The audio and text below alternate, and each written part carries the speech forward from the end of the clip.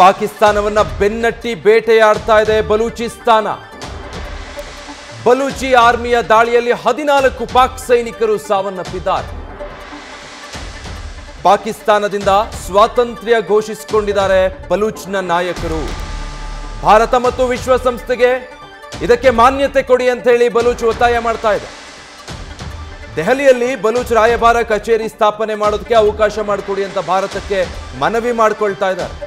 ಬಲೂಚ್ ಸ್ವಾತಂತ್ರ್ಯ ಅಂತ ಮೀರ್ ಯಾರ ಬಲೂಚ್ ಘೋಷಣೆ ಮಾಡಿರೋದು.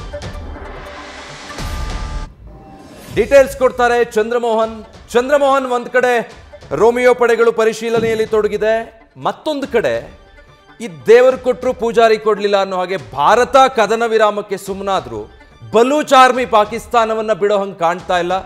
ಸೊ ಇವ್ರು ಘೋಷಿಸಿಕೊಂಡಿರುವಂತ ಸ್ವಾತಂತ್ರ್ಯ ವಿಶ್ವಸಂಸ್ಥೆಗೆ ಮಾಡ್ಕೊಂಡಿರೋ ಮನವಿಗೆ ಏನಾದರೂ ಮಾನ್ಯತೆ ಸಿಗುತ್ತೆ ಅನ್ಸತ್ತಾ? ವಿಜಯ್, ಮುಖ್ಯವಾಗಿ ಪಾಕಿಸ್ತಾನದಲ್ಲಿ ಬಲೂಚಿಸ್ತಾನ್ ಪ್ರಾಂತ್ಯದ ಜನ ಅನೇಕ ವರ್ಷಗಳಿಂದಲೂ ಕೂಡ ಪ್ರತ್ಯೇಕ ದೇಶದ ಸ್ಥಾಪನೆಗಾಗಿ ಹೋರಾಟವನ್ನು ನಡೆಸ್ತಾ ಇದ್ದಾರೆ. ಪ್ರತ್ಯೇಕ ಬಲೂಚಿಸ್ತಾನ್ ದೇಶವನ್ನು ಸ್ಥಾಪನೆ ಮಾಡಬೇಕು ಅಂತ ಹೋರಾಟವನ್ನು ನಡೆಸ್ತಾ ಇದ್ರು. ಈಗ ಅವರು ಕೂಡ ನಾವು ಪಾಕಿಸ್ತಾನದಿಂದ ಪ್ರತ್ಯೇಕವಾಗಿದ್ದೇವೆ, ನಮ್ಮದೇ ಸ್ವತಂತ್ರ ದೇಶ, ಪ್ರತ್ಯೇಕ ದೇಶ ನಮ್ಮದು ಬಲೂಚಿಸ್ತಾನ್ ದೇಶ ಅಂತೇಳಿ ಘೋಷಣೆಯನ್ನು ಮಾಡ್ಕೊಂಡಿದ್ದಾರೆ. ಬಲೂಚಿಸ್ತಾನಕ್ಕೆ ಸ್ವಾತಂತ್ರ್ಯವನ್ನು ಘೋಷಣೆಯನ್ನು ಮಾಡ್ಕೊಂಡಿದ್ದಾರೆ. ಈಗ ಸ್ವತಂತ್ರ ಬಲೂಚಿಸ್ತಾನ ದೇಶಕ್ಕೆ ಭಾರತ ಮತ್ತು ವಿಶ್ವಸಂಸ್ಥೆ ಮಾನ್ಯತೆಯನ್ನು ಕೊಡಬೇಕು ಮತ್ತು ದೆಹಲಿನಲ್ಲಿ ಬಲೂಚಿಸ್ತಾನದ ರಾಯಭಾರ ಕಚೇರಿಯನ್ನು ತೆರಲಿಕ್ಕೂ ಕೂಡ ಅವಕಾಶವನ್ನು ಕೊಡಬೇಕು ಅಂತೇಳಿ ಭಾರತದ ಸರ್ಕಾರಕ್ಕೂ ಕೂಡ ಮನವಿಯನ್ನು ಮಾಡಿಕೊಂಡಿದ್ದಾರೆ. ಮುಖ್ಯವಾಗಿ ಬಲೂಚಿಸ್ತಾನ ಇದುವರೆಗೂ ಕೂಡ ಪಾಕಿಸ್ತಾನದ ಭಾಗವೇ ಆಗಿತ್ತು. ಸಂಪರ್ಕದಲ್ಲಿ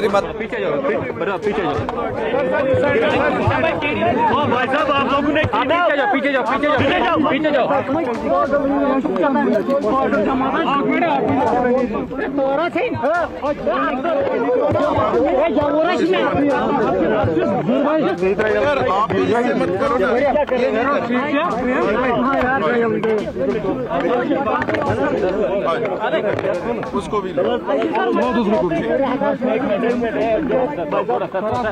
थोड़ा साइड इसको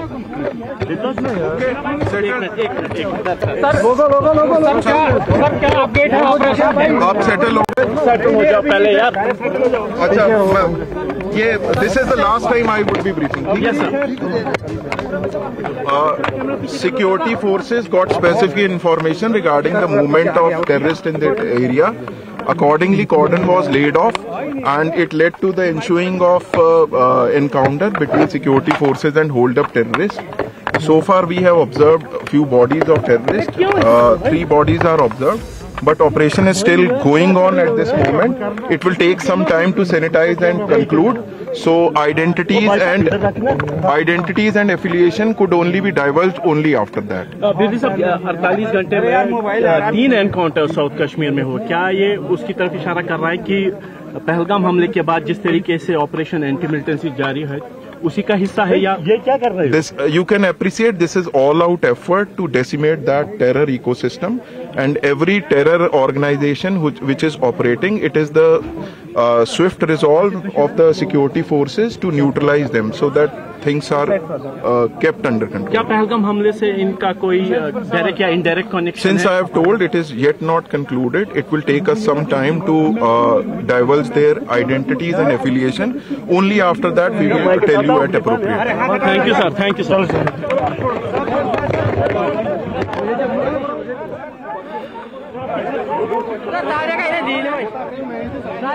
ಕಾಶ್ಮೀರದ ಟ್ರಾಲ್ನಲ್ಲಿ ನಡೀತಾ ಇರುವಂತಹ ಆಪರೇಷನ್ ಕೆಲಾರ್ಗೆ ಸಂಬಂಧಪಟ್ಟ ಹಾಗೆ ಆಪರೇಷನ್ ನಲ್ಲಿ ಭಾಗಿಯಾಗಿರುವಂತಹ ಅಧಿಕಾರಿಗಳು ಮಾತಾಡ್ತಾ ಇದ್ರು. ಆಪರೇಷನ್ ಇದುವರೆಗೂ ಹೇಗಾಗಿದೆ, ಯಾವ ರೀತಿ ಅಲ್ಲಿ ಗುಂಡಿನ ಚಕಮಕಿ ನಡೀತಾ ಇದೆ, ಸೇನೆ ಇದನ್ನ ಹೇಗೆ ಭೇದಿಸಿ ಉಗ್ರರನ್ನ ಚೆಂಡಾಡ್ತಾ ಇದೆ ಅನ್ನೋದಕ್ಕೆ ಸಂಬಂಧಪಟ್ಟ ಹಾಗೆ ಒಂದಿಷ್ಟು ಮಾತಾಡಿದ್ರು. 14 ಉಗ್ರರ ಹೆಸರಿದೆ ಹಿಟ್ ಲಿಸ್ಟ್ ನಲ್ಲಿ. ಈಗಾಗಲೇ ಆ ಪೈಕಿ 6 ಉಗ್ರರನ್ನ ಹೊಡೆದುರುಳಿಸಲಾಗಿದೆ ಅನ್ನೋ ಮಾಹಿತಿ ಸಿಕ್ಕಿದೆ. ಇಲ್ಲಿ ತನಕ 3 ಉಗ್ರರ ದೇಹ ಸಿಕ್ಕಿದೆ ಅನ್ನೋದನ್ನು ಹೇಳ್ತಾ ಇತ್ತು. ಸೊ ಜೈಷ್ ಎ ಮೊಹಮ್ಮದ್ ಇನ್ನುಳಿದ ಹಾಗೆ ಉಗ್ರ ಸಂಘಟನೆಗಳ ಪೋಷಿತ ಉಗ್ರರು ಎಲ್ಲೆಲ್ಲಿದ್ದಾರೆ, ಎಲ್ಲೆಲ್ಲಿ ಅಡಗಿ ಕುಳಿತಿದ್ದಾರೆ ಅನ್ನೋ ಮಾಹಿತಿ ಇದೆ. ಆ ಮಾಹಿತಿಗಳ ಆಧಾರದ ಮೇಲೆ ಆಪರೇಷನ್ ಕೆಲ್ಲರ್ ಮುಂದುವರಿಸ್ತಾ ಇದ್ದೀವಿ. ಉಗ್ರರನ್ನ ಹುಡುಕಿ ಹೊಡೆಯಲಾಗುತ್ತೆ ಅನ್ನುವಂಥದ್ದನ್ನ ಆಪರೇಷನ್ ಕೆಲ್ಲರ್ನಲ್ಲಿ ಭಾಗಿಯಾಗಿದ್ದಂತಹ ಅಧಿಕಾರಿಗಳು ಮಾಧ್ಯಮಗಳ ಜೊತೆ ಮಾತಾಡೋ ಸಂದರ್ಭದಲ್ಲಿ ಹೇಳ್ತಾ ಇದ್ರು. ಅದಕ್ಕೂ ಕೆಲವೇ ಕ್ಷಣಗಳ ಮುಂಚೆ ಟ್ರಾಲ್ನಲ್ಲಿ ನಡೀತಾ ಇದ್ದಂಥ ಆಪರೇಷನ್ ಕೆಲ್ಲರ್ನ ನೇರ ವರದಿಯನ್ನ, ಲೈವ್ ಕವರೇಜ್ ಅನ್ನ ನೀವು ನ್ಯೂಸ್ ಫಸ್ಟ್ ಅಲ್ಲಿ ಗಮನಿಸ್ತಾ ಇದ್ದೀರಿ. ಕೆಲವೇ ಅಡಿಗಳ ಅಂತರದಲ್ಲಿ 110 ಬೆಟಾಲಿಯನ್ನ CRPF ಯೋಧರು ನಿಂತು ಭಯೋತ್ಪಾದಕರ ಜೊತೆ ಗುಂಡಿನ ಚಕಮಕಿ ನಡೆಸ್ತಾ ಇದ್ರೆ ಅಷ್ಟು ಸನಿಹದಲ್ಲಿ ನಿಂತು ಕಣ್ಣಳತೆ ದೂರದಲ್ಲಿ ಅದು ಕಾಣೋ ಹಾಗೆ ನಿಂತು ಅಲ್ಲಿಂದ ನಮ್ಮ ನ್ಯೂಸ್ ಫಸ್ಟ್ನ ಪ್ರತಿನಿಧಿಗಳು ಕೆಚ್ಚೆದೆಯಿಂದ ಗ್ರೌಂಡ್ ರಿಪೋರ್ಟ್ ಮಾಡ್ತಾ ಇದ್ರು. ಈಗಲೂ ಕೂಡ ಅಲ್ಲಿ ಆಪರೇಷನ್ ಮುಂದುವರಿತಾ ಇದೆ. ಆಪರೇಷನ್ ಕೆಲಾರ್ ಸದ್ಯಕ್ಕೆ ಮುಗಿಯುವಂಥದ್ದಲ್ಲ, ಉಗ್ರರನ್ನ ಹುಡುಕಿ ಕೊಲ್ಲುವಂತಹ ಆಪರೇಷನ್ ಇದು.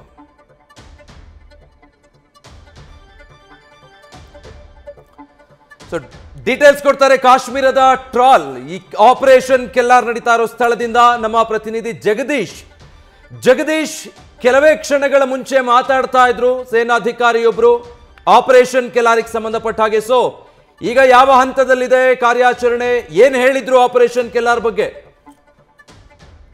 ಮತ್ತೆ ಕಂಟಿನ್ಯೂ ಆಗ್ತದೆ ಈಗ ನೋಡ್ಬೇಕು, ಇನ್ನು ಸರ್ಚ್ ಆಪರೇಷನ್ ನಡೆಯುತ್ತೆ. ಹೌದಾ? ಓಕೆ. ಏನಂದ್ರೆ ವಿಜಯ್, ಈಗ ತಾನೇ ಏನಂದ್ರೆ ಗೊತ್ತಾಗಿರುವಂತಹ ಮಾಹಿತಿ ಪ್ರಕಾರ ನ್ಯೂಸ್ ಫಸ್ಟ್ಗೆ ಏನಂದ್ರೆ ಸೇನೆಯ ಆಂತರಿಕ ಮಾಹಿತಿ ಗೊತ್ತಾಗಿರೋ ಪ್ರಕಾರ 3 ಜನ ಈಗ ಅಂದ್ರೆ ಹತ್ಯೆನ ಮಾಡಲಾಗಿದೆ ಉಗ್ರರನ್ನ. ಇನ್ನೂ ಆಪರೇಷನ್ ನಡೀತಾನೆ ಇದೆ. 3 ಜನರ ಐಡೆಂಟಿಫಿಕೇಶನ್ ಸಹಿತ ಹೇಳುವಂತಹ ಕೆಲಸವನ್ನ ಮಾಡಿದ್ದಾರೆ. ಮತ್ತೆ ಇಲ್ಲಿ ನೋಡಿ, ಇನ್ನು ಕೊನೆ ಹಂತದ ಆಪರೇಷನ್ಗೆ ಸಕಲ ತಯಾರಿಗಳನ್ನು ನಡೆಸ್ತಾ ಇರುವಂತದ್ದು. ಇನ್ನು ಸೇನೆ ಒಳಗಡೆ ಹೋಗ್ತಾ ಇದೆ.